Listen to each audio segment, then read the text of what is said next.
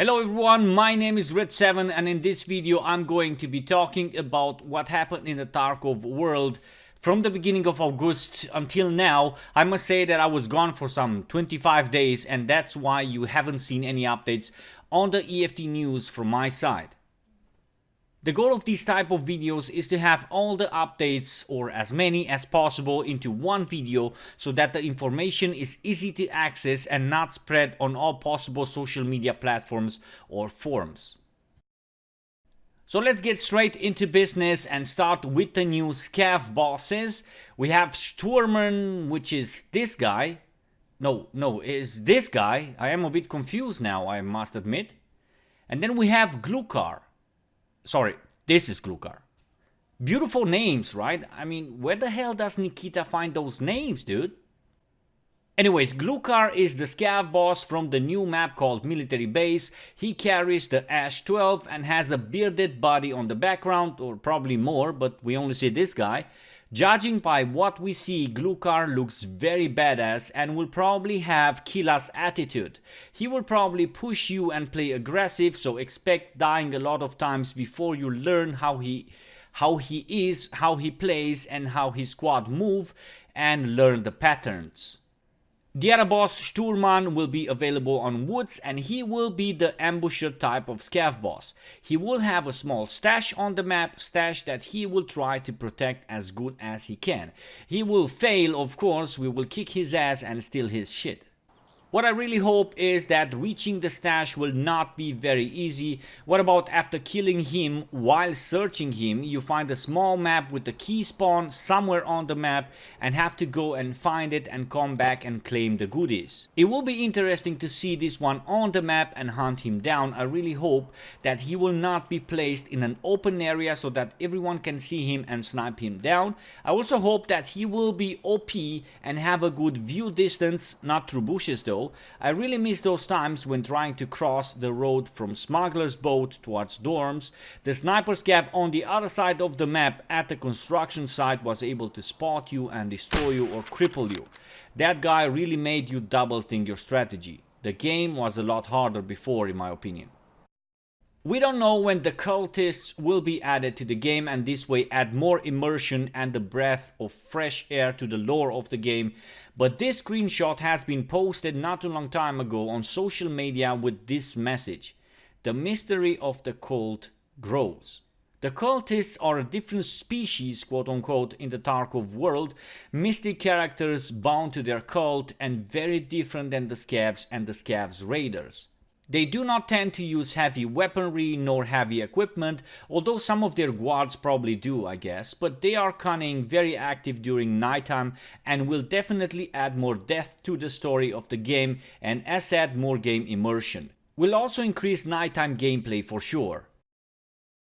Battle Eye has been added to the game, as you already know, and I have played the game several days now that I'm back and I haven't found none of them nasty hackers. Yes, some complicated situations or suspicious situations where you cannot know for sure what happened or how you died due to the status of the game, I would say, but no blatant hackers.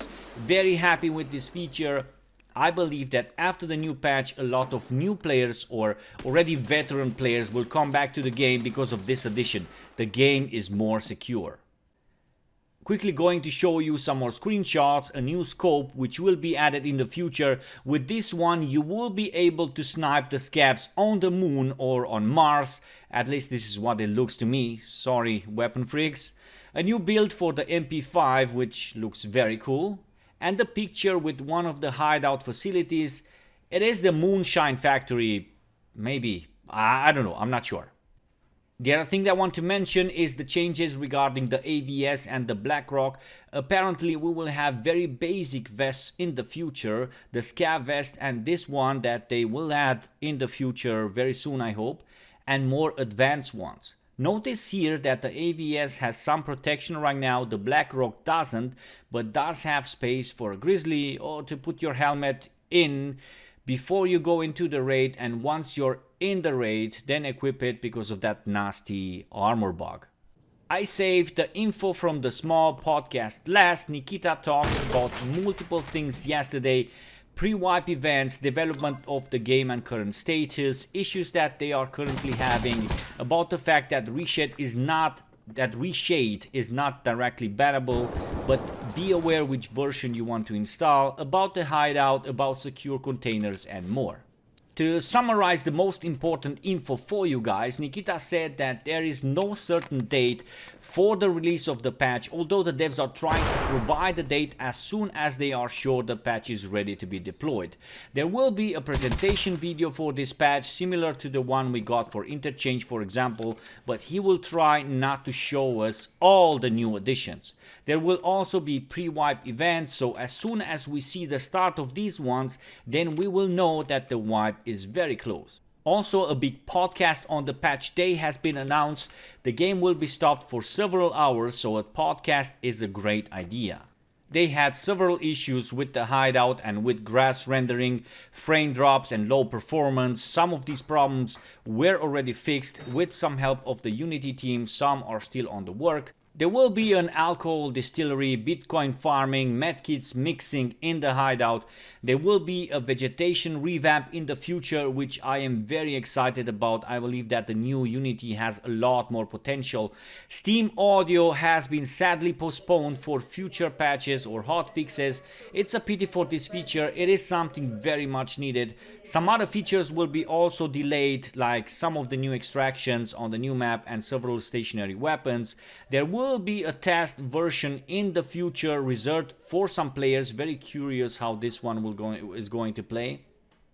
Regarding the secure containers, like the most important news yesterday, I would say these days, Nikita said that during the pre-wipe events a feature will be removed, and that is the possibility to put items in your secure container. Let me explain this because a lot of people understood this wrong. The secure containers will not be disabled entirely. You will be able to put stuff in them in your stash. Also, you will be able to use the stuff that you have in them during the raid. That means that you will not lose your key tool nor your keys while opening a door unless you take them out of the container, the secure container. But you will not be able to put new stuff in the container, stuff that you find in the raid. An example, let's say that you are on Shoreline and find the red key card. You won't be able to put it into your gamma, you will have to carry it with you, and if you die, you will lose it. Do not understand this wrong, listen to what Nikita is saying. I can tell you one event right now. You will be like, I think some of you already know this. But somebody doesn't. So this event will be about the secured containers that we will disallow the ability to put things in. So it's just will be takeout only. So if you take, oh, boy. So hard. no, you get it. Yeah, we get it. This will be just for the testing purposes, just to test this game-changing change. And if the majority of the community will love the true hardcore experience in terms of magical box from Terra Group that will save your items, we will make this permanent in the next versions. So we will need to decide. Of course, it has other implications and these are huge, but it will remove some of the hatchlings and will add more danger, adrenaline, and also frustration to the game. It is only going to be a test, guys, and if the community likes it, then it will be implemented. I really hope that the devs will listen to the whole community and not only like 2, 3, 4 streamers. I really hope they listen to all of us. So, we adapted to the med animations, we adapted to mag reloading. We will definitely adapt to this one as well. It's just a test for now. If it goes on and if it goes implemented into the final game, we will adapt to this one as well, guys. I disagree that this will make people poorer. By this, I mean people who play the game the way it means to be played. And besides that, you have the SCAF. If you are broke because you only know to make money by emptying your gamma and going Shoreline for the goodies, then use your SCAF. Again, let's wait for that pre-wipe event and see how it plays. Remember, you will not be able to add new things you find in the raid into your secure container. Containers will not be disabled completely. The game as it built needs to be changed in order for that to happen. Another thing that will be added or will not be possible is, for example, if you have a pistol mag inside with mags for your M4, if you take them out of the gamma container while in the raid, you will not be able to put them back, or you will not be able to put empty ones back. That is very probable, very possible.